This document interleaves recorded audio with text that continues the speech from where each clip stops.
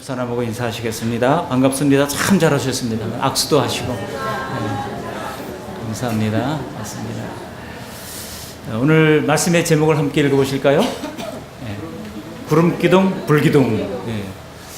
우리가 오늘 본문에 보시면은 구름기둥, 불기둥이라는 말이 없습니다. 그냥 구름 그리고 불 모양 이렇게 했어요. 이 말씀을 따라서 불기둥 교회 뭐 이런 교회는 있지만 성경대로 불 모양 교회 이런 건 없잖아요. 불 모양 좀 이상해 보입니다. 구름 기둥, 불 기둥 그러는데 오늘 본문에는 이렇게 구름과 불 모양인데요. 사실 성경에도 구름 기둥, 불 기둥이라는 말이 또 이후에 빈번하게 나옵니다. 느헤미야가 이스라엘 백성들을 모아놓고 설교할 때도 느헤미야 9장 12절 그리고 19절 보면 구름 기둥, 불 기둥이라고 그랬고, 또 민수기 14장 14절에도 보면은 구름 기둥, 불 기둥이라는 말이 나옵니다. 또 출애굽기 13장 21절 22절에도 두 번씩이나 연거푸 구름 기둥, 불 기둥이 나옵니다. 그러니까 오늘 여기 민수기 9장 말씀도 여기 구름과 불은 곧 이제 다른 부분에서 나오는 구름 기둥과 불 기둥을 의미하는 것이기 때문에 다 같은 내용이라고 하는 것을 알 수가 있습니다. 지금 애굽을 출애굽해서 탈출한 이스라엘 백성들이 출애굽한 지 한 1년쯤 지났습니다. 그래서 그들이 이제 아브라함에게 주시겠다고 약속하신 그 가나안 땅을 향해서 힘차게 출발을 합니다. 애굽을 지나가지고 가나안 땅까지 오는데 바로 인접 국가가 아니기 때문에 그 사이에 크고 두려운 광야를 지나게 됩니다. 정말 사람이 살 수 없는 드넓은 광야지대가 있어요. 직선거리로만 하더라도 약 600km 정도에 해당하는 거리입니다. 광야에 아무런 길도 없고 그 길을 그들이 걸어서 200만 명이 이동한다고 하는 것은 사실 쉬운 일이 아닙니다. 물론 간간히 사람이 쉬어갈 만한 오아시스가 나타나기도 하지만 거기에 정주하면서 살 수 있는 그런 여건이 되지는 못합니다. 출애굽한 백성들이 변변한 음식도 없이 이런 곳에서 40년 동안 맴돌았다고 하는 것은 그야말로 기적 중의 기적이라고 할 수가 있습니다.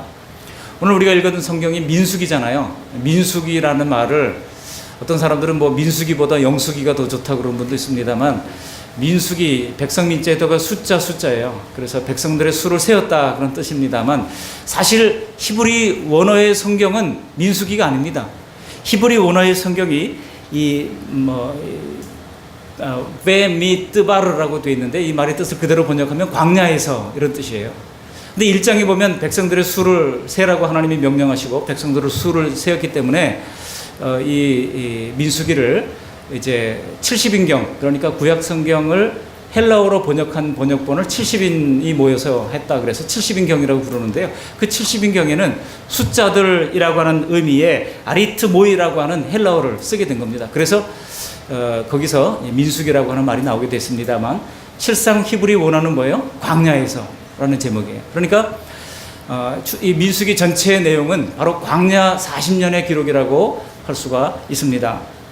그런데 이스라엘이 가나안 땅에 들어가서 지나갈 수밖에 없었던 이 광야가 우리들에게 상징해 주는 것이 무엇입니까? 그것은 천국을 향해 가는 우리 성도들의 순례길을 상징해 주는 것입니다. 그래서 크리스찬 필그리머지, 그런 그 광야의 길, 순례길을 우리에게 상징해 주는 것이 바로 이 광야라고 하는 것입니다. 정말 우리 인생은 광야 같지 않습니까? 광야에서 때로는 정말 어려움도 당하고 눈물도 흘려야 하는 것이 광야입니다.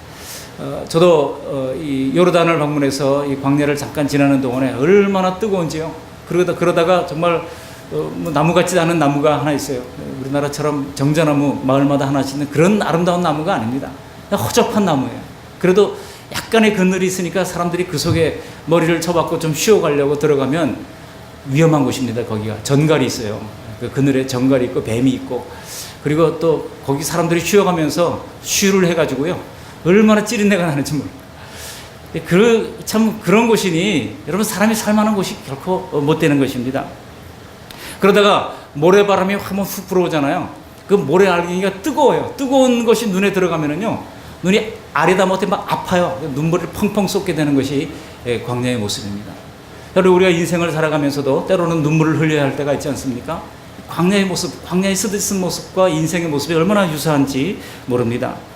오늘 본문은 그 어려운 광야 생활을 하나님께서 안전하게 인도하셨던 그 하나님의 기적, 그 구름과 불 모양, 구름 기둥과 불 기둥에 관한 말씀입니다.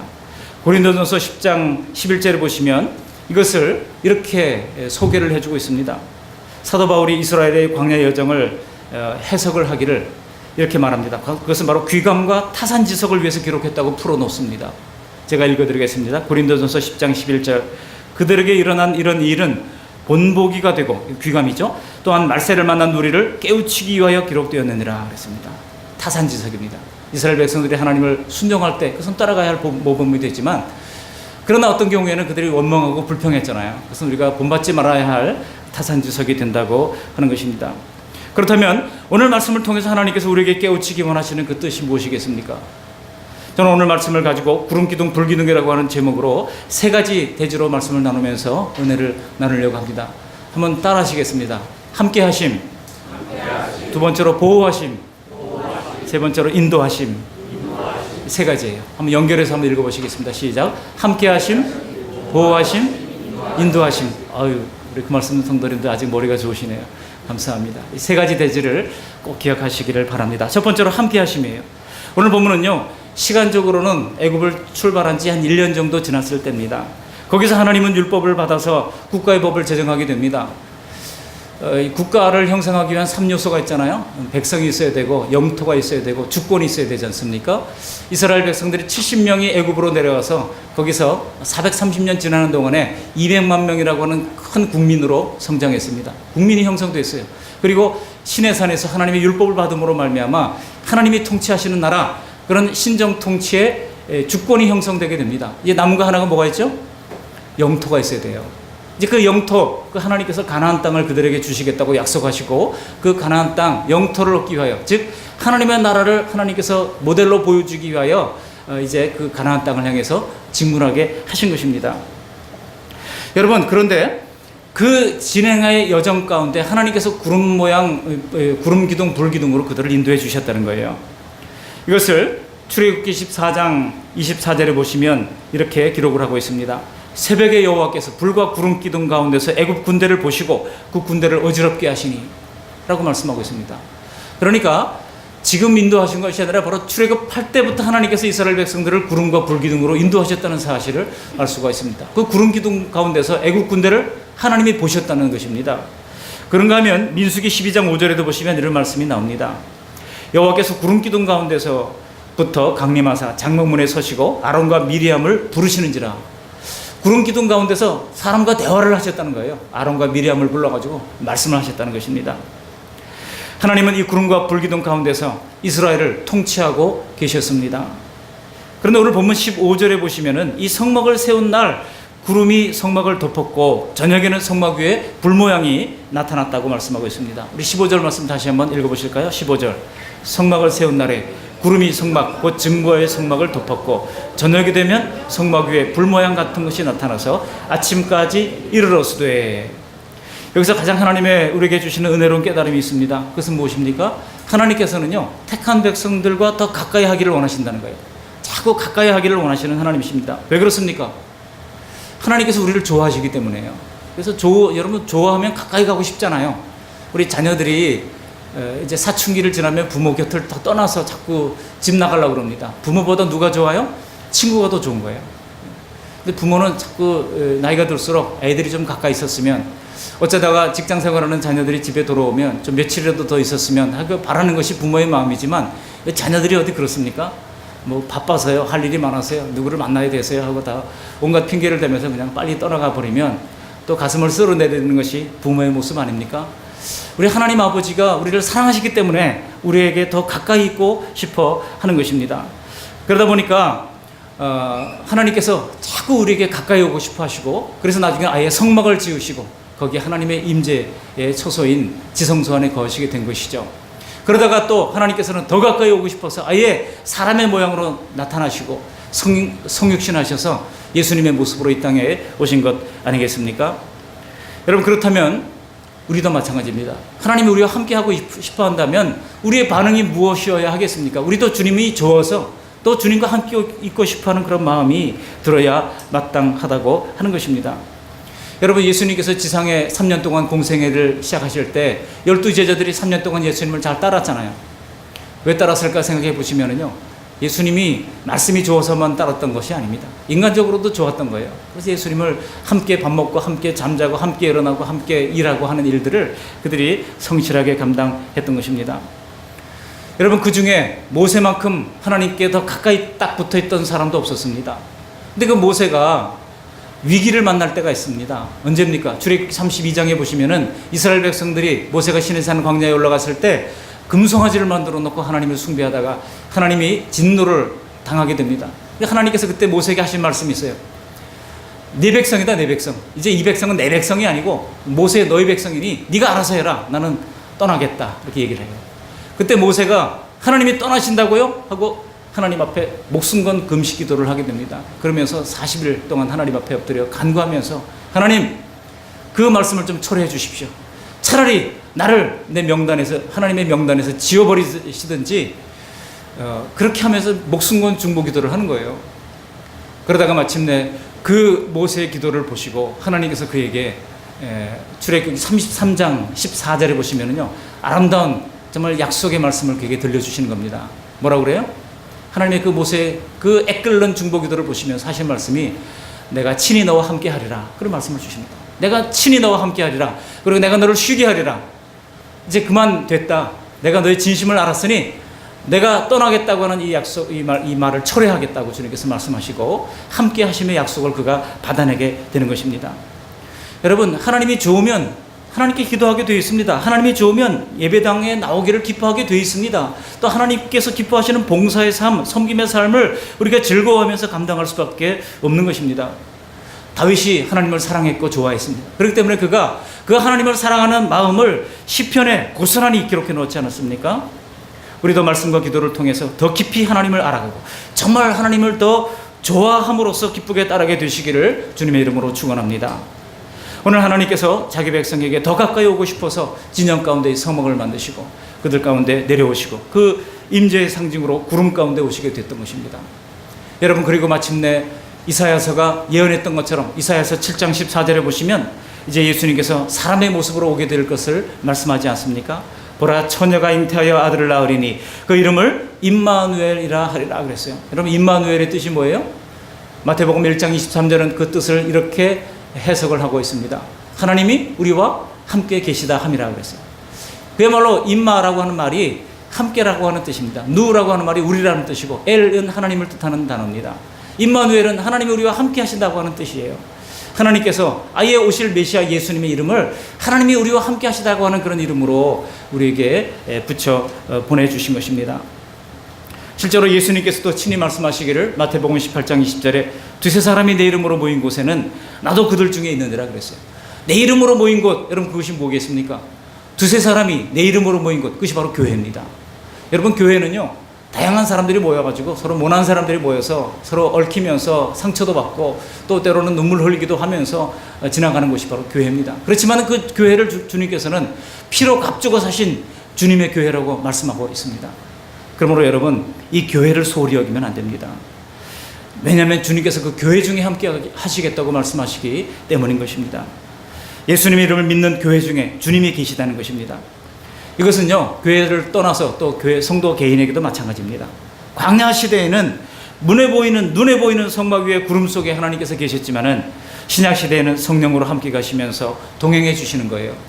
요한복음 14장 16절에 예수님께서 친히 말씀하시기를 내가 아버지께 구하겠으니 그가 또 다른 보혜사를 너에게 주사 영원토록 너희와 함께 있게 하시리니. 예수님이 승천하신 이후에는요, 보혜사 성령님을 주신다고 약속하신 것입니다. 그 성령님을 우리가 영원토록 함께 하게 하시겠다고 말씀하고 있는 것입니다.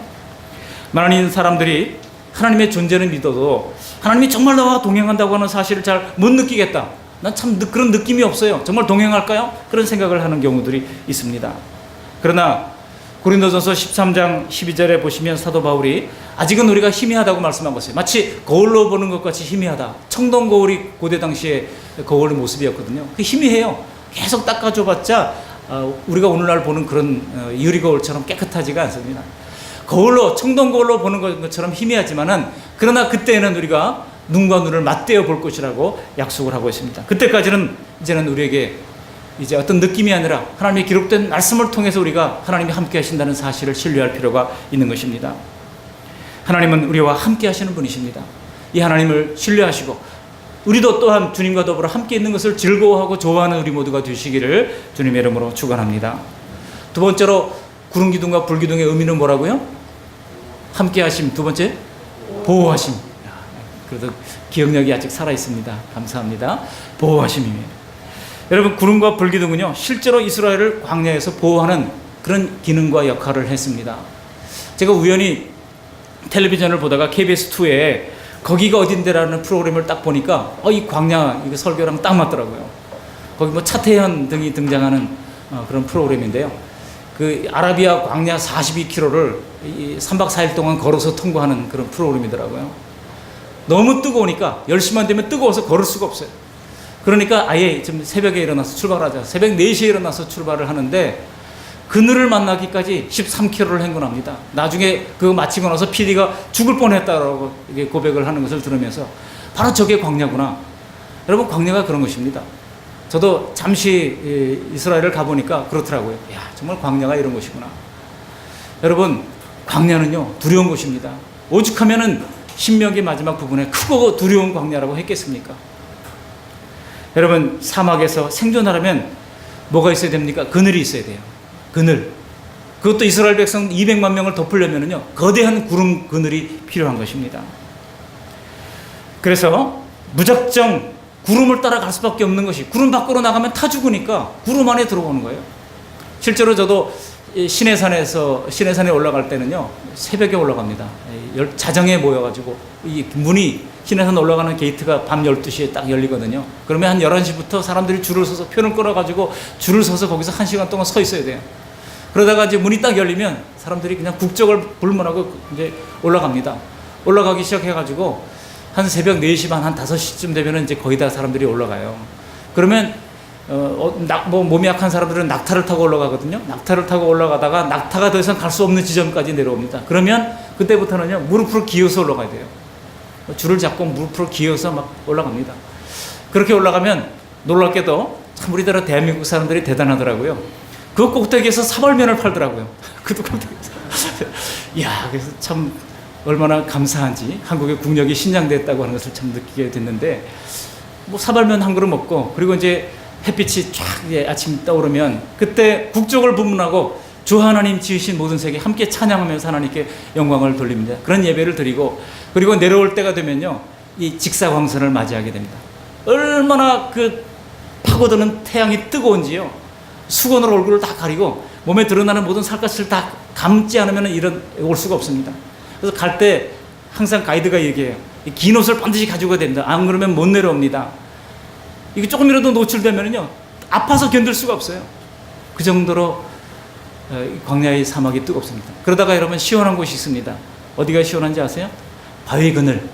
바위 그늘 가면 막 어떤 데는 한기가 느껴질 정도로 시원하고, 워낙 밖이 막 50도가 넘게 뜨거우니까. 근데 그곳에 가면 위험한 곳이 바로 그것이라 그랬죠. 그늘은 위험합니다. 정갈이 있고요, 뱀이 있고요, 찌린내가 나고요, 뭔가 지저분한 것들이 거기 있습니다. 그러니까 참 광야는 사람 살 곳이 못 되는 것이 바로 광야입니다. 그러다가 구름이 딱 뜨면, 구름이 싹 지나갈 때 그 구름이 얼마나 시원한지요. 이스라엘 백성들이 200만 명이 하나님의 거대한 구름 기둥을 왜 따라다니는지 아시겠습니까? 구름 밖으로 나가면 타 죽는 거예요. 그러니까 구름을 따라갈 수밖에 없는 것이 그들의 모습이었다고 하는 것입니다. 여러분, 이것은 오늘 우리들에게 무엇을 가르쳐 줍니까? 그것은 오늘날 우리들에게 오직 하나님만 바라보는 것이 우리의 살 길임을 가르쳐 주시는 것입니다. 그래서 어쩌다가 잠시 푸른 초지가 나온다 할지라도 거기에 관심 두지 말고 오직 구름을 따라가라고 하는 것이 하나님의 이 구름 기둥을 주시는 동안 하나님의 은혜인 것입니다. 예수님 오시기 700년 전에 이사야 선지자가 장차 오실 그리스도께서 어떤 분이신지 예언하기를 이사야 32장 1절 2절에 보시면 이렇게 말씀하고 있습니다. 보라, 장차 한 왕이 공의로 통치할 것이요 방백들이 정으로 다스릴 것이며, 또 그 사람은 메시아죠. 그 사람은 첫 번째 광풍을 피하는 곳, 두 번째 폭우를 가리는 곳 같을 것이며, 세 번째 마른 땅의 냇물 같을 것이며, 네 번째 곤비한 땅의 큰 바위 그늘 같으리니 그랬어요. 우리 오실 메시아를 정말 곤비한 땅의 큰 바위 그늘 같다라고 비유를 하고 있습니다. 이 이사야 선지자가 얼마나 예수님을 잘 묘사를 해놓은지 모릅니다. 그 예수님이야말로 완전한 보호자가 되신다는 사실을 완벽하게 예언해 놓으셨는지 모릅니다. 지금 우리는 내일 무슨 일이 일어날지 아무도 모르는 그런 정말 변화무쌍한 세상을 살아가고 있지 않습니까? 아침에 유치원 간다고, 어린이집 간다고 빠빠이 하고 손 흔들어서 보냈던 아이가 그 안전벨트를 풀지도 못한 채 그 어린이집 차에 갇혀가지고 그 뜨거운 열기를 다 받아내다가 몸을 비비면서 하다가 결국은 목숨을 잃고 말았지 않습니까? 그런 일이 일어날지 누가 알았겠습니까? 그 가족들의 삶은 삶이 얼마나 고통스러울지 생각하면 정말 할 말을 잃게 됩니다. 우리네 인생은 광야 생활과 같습니다.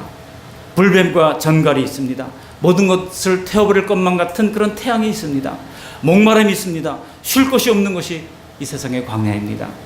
우리가 그런 세상에서 살고 있습니다. 물론 때때로 이 세상이 좋아 보일 때는 있지만 성경은 그게 다 사라질 신기루에 불과하다고 말씀하고 있는 것입니다. 하나님을 부정하는 세상 문명, 하나님 없는 영광, 다 신기루에 불과하다는 거예요.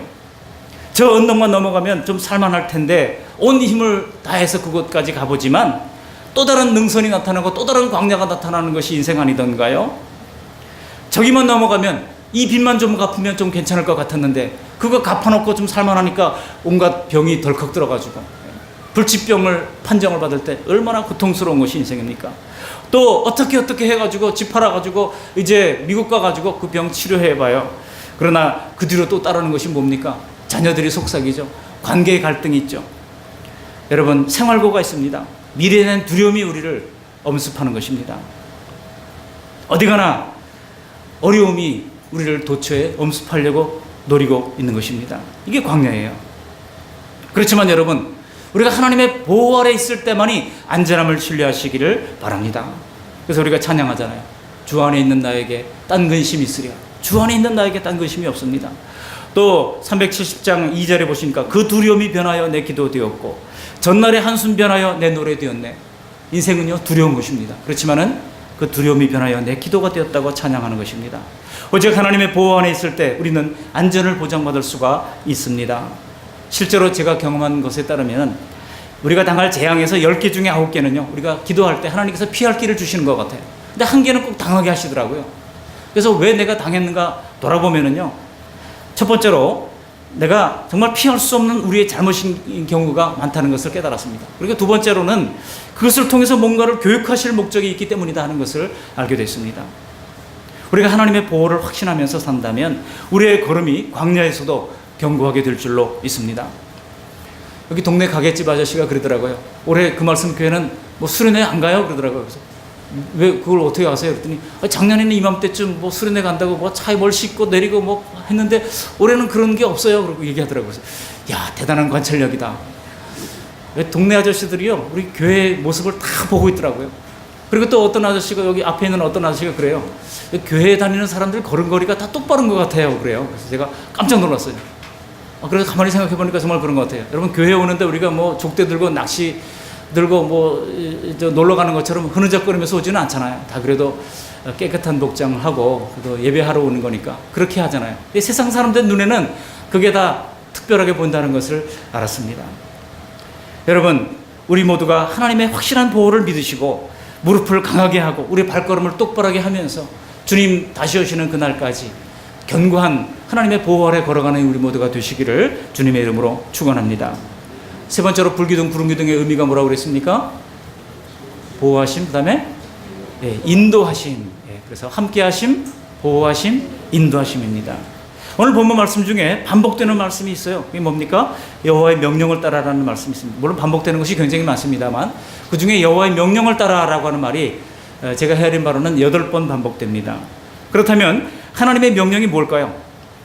그 하나님의 명령은 구름이 떠오르면 행진을 시작하고 구름이 머물러 있으면은 거기에 진을 치라고 말씀하고 있습니다. 이제 그 사람들이 맨날 구름만 바라보는 겁니다. 구름이 오늘도 떠오르는가 안 떠오르는가 바라보는 거예요. 구름이 머물러 있으면은 또 계속해서 이제 매일 바라봐야 되는데 매일 언제 떠오를지 모르니까 어제 이제 진을 다 풀고서 이제 진을 쳤어요. 근데 그 다음날 아침에 또 떠오르면 또 다시 보따리를 싸가지고 이제 출발을 해야 하는 겁니다. 그게 한 달이면 한 달 동안 그렇게 해야 하는 것이고 1년이면 1년 동안 그렇게 해야 하는 것입니다. 민수기 33장에 보니까요, 이스라엘 백성들이 광야 40년 동안 이렇게 지나갔던 이 진친 곳을 다 소개를 하는 장면이 나옵니다. 제가 헤아려 보니까 43곳에서 진을 쳤더라고요. 40년 동안 43곳이니까 1년에 그저 1점 몇 회 정도 계속 그들이 옮겨 다녔습니다. 그런데 그 장소들을 보면은요, 다 좋은 곳에만 지쳤던 곳이 아닙니다. 어느 날 이스라엘 백성들이 가다가 구름이 머물러서 그들이 거기에 진을 쳤는데 마라라고 하는 물이 있는 곳이에요. 샘물이 있는 곳에 그들이 우물이 있는 곳에 진을 쳤어요. 아주 우물이 있으니 이제 200만 명이 마실 물이 있겠구나. 사람들이 물을 건져가지고 마셔보니까 쓴물이에요. 도저히 마실 수가 없어요. 사람들이 막 토해냅니다. 그러면서 그 토해내면 사람들이 그 얼굴 표정이 이제는 모세와 아론을 향하는 거예요.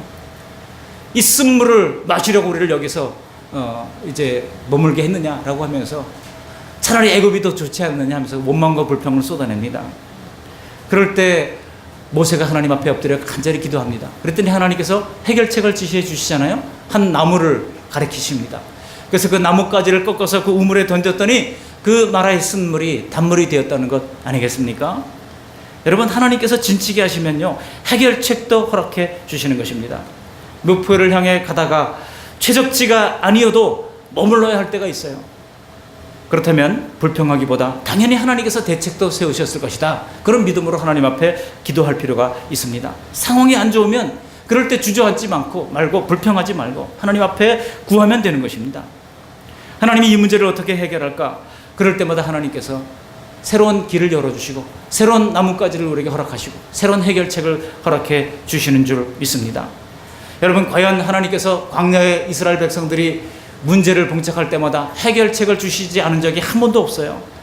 양식이 떨어졌을 때 하나님께서는 뭐를 주셨습니까? 만나를 주시지 않았습니까? 고기가 먹고 싶을 때 하나님께서 메추라기를 주셨습니다. 또 목이 마를 때 마라의 쓴물을 단물로 바꿔주셨습니다. 또 아예 물이 없는 곳에, 무리바 같은 곳에서는요, 반석을 쳐가지고 맑은 물로 시냇물을 이루게 하셨던 것입니다. 문제는 이스라엘은 이런 일들이 있을 때마다 불평하고 원망하지 않은 적이 한 번도 없었다는 겁니다. 좀 하나님을 믿고 좀 하나님을 기다리면 될 텐데, 우리가 사는 세상 일도 마찬가지입니다. 우리의 마음먹은 대로 다 되지 않잖아요. 우리의 마음에 쏙 드는 일만이 있지는 않습니다.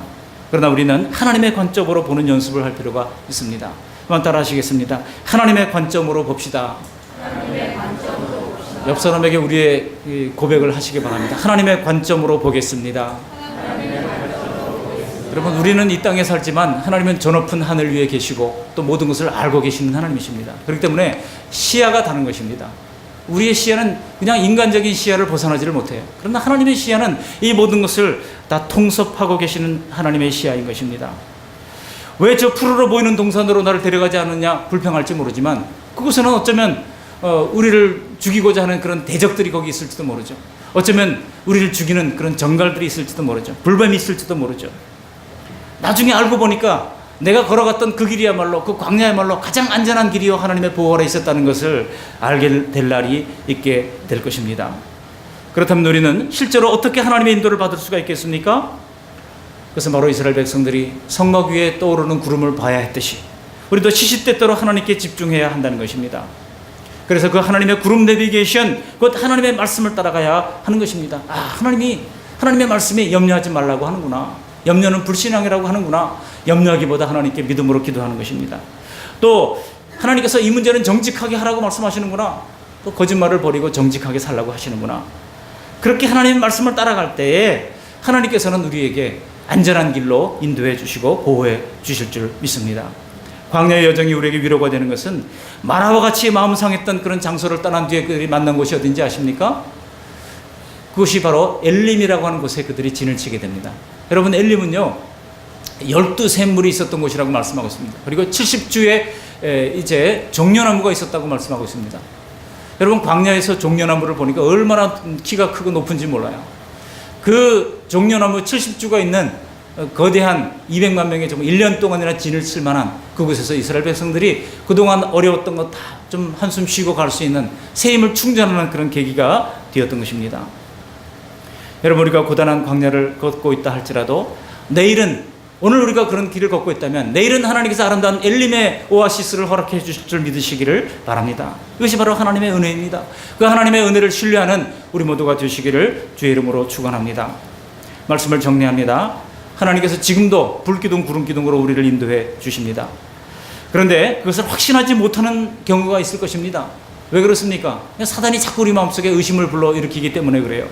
창세기 3장에 하나님께서 아담과 하와에게 자꾸 의심을 불러일으켰잖아요. 하나님이 정말 그렇게 하시더냐? 그렇게 말씀하시더냐? 라고 하면서 자꾸 의심을 불러일으키는 말을 했어요. 지금도 마찬가지입니다. 정말 하나님이 함께 하실까? 자꾸 그런 생각을 주는 거예요. 정말 하나님이 보호해 주실까? 정말 하나님이 인도해 주실까? 그런 의심의 마음을 불러일으키는 것입니다. 그럴 때 우리에게 필요한 것은 바로 믿음인 것입니다. 오늘 하나님이 이스라엘을 불과 구름 기둥으로 인도해 주시고 가나안 땅으로 데려가시는 것은 하나님이 언약하신 아브라함과의 약속 때문인 것입니다. 그러나 이스라엘 백성들은 그 사실을 의심했습니다. 가나안 땅으로 들어갈 것을 그들은 믿지 못했습니다. 그래서 광야 40년 동안 맴돌면서 불평하다가 그 광야에서 그들은 다 죽고 말았던 겁니다. 그 광야에서 태어난 2세들만이 약속의 가나안 땅에 들어가는 은혜를 입게 됐던 것입니다. 우리에게 이 시대에 필요한 것은 무엇입니까? 믿음인 것입니다. 우리도 아브라함과 다윗의 자손이신 예수님을 통한 약속의 자손인 줄 믿습니다. 오늘 본문을 보시면 성막을 세운 뒤에 불과 구름이 내려와서 덮이고 이스라엘을 인도하셨다고 말씀합니다. 여러분, 구약 성경의 메시아 상징 중에 중요한 것이 바로 이 성막 아니겠습니까? 성막은 예수님을 상징합니다. 하나님의 임재가 있고 또 하나님의 언약궤가 있고 또 속죄하는 시은소가 있고 거기서 하나님이 이스라엘을 만나셨던 것이죠. 우리가 하나님의 안전한 보호 가운데 살고 있는 유일한 이유는 바로 예수 그리스도 안에 있기 때문인 것입니다. 이것을 신뢰하시면서 굳게 믿으시고 하루하루 예수님께서 가이드해 주시기를 신뢰하면서 그 말씀을 따르고 그 계명을 따르고 성령의 인도를 따르며 살아가는 우리 모두가 되시기를 주님의 이름으로 축원합니다. 아멘.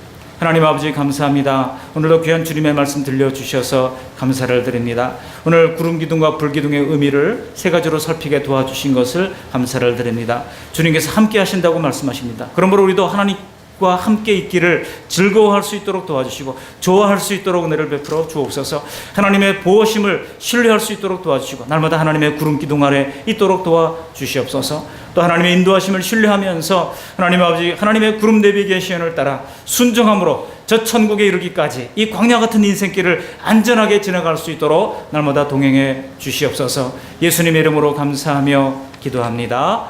아멘.